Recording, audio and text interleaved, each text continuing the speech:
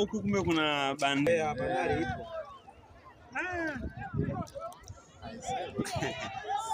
Katika maisha hii yani hii ni historia hii.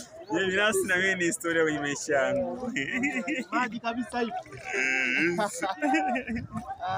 Yaani washika maji kabisa yani. Washika maji kabisa. Inaonekana kurudi ni rahisi sana. Mbona radi hude? Inaonekana kurudi ni rahisi sana. Rahisi sana. Wewe inaonekana island ni nani? Tunaenda hii ziwa ni kubwa sana. Tumbwi hii. Hii ziwa ni kubwa sana. Kila mtu kama Jawai anaweza kuogopa kwa sababu Jawai. Ni kweli. Anaogopa. Anashangaa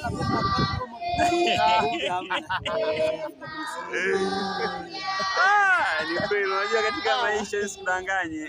Mimi binafsi hapa najiaminisha sababu ni mwanaume lakini yani hapo safi kabisa. Sio kazi nyepesi kiukweli yani. Kuna jamaa ambaye mkutana pale pale. Nilimbeba na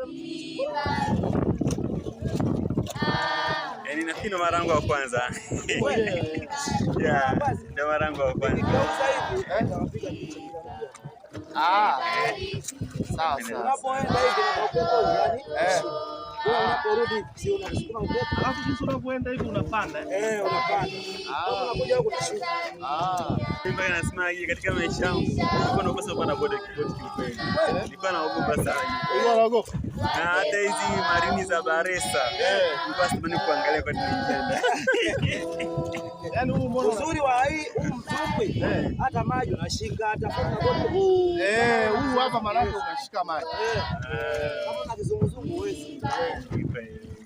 Sasa hiyo anataka kupeleka mbali zaidi. Anataka kupeleka mbali zaidi. Ndio. Na ni wakati gani mgumu sana kuwa kwenye chombo kama hivi hapa? Kwenye boti kama hivi. Wakati gani ambao mgumu zaidi? Labda alitokeaje wimbi.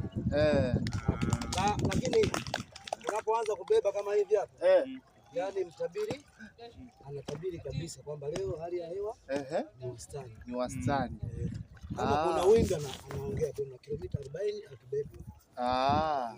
Sawa sawa. Kwa hiyo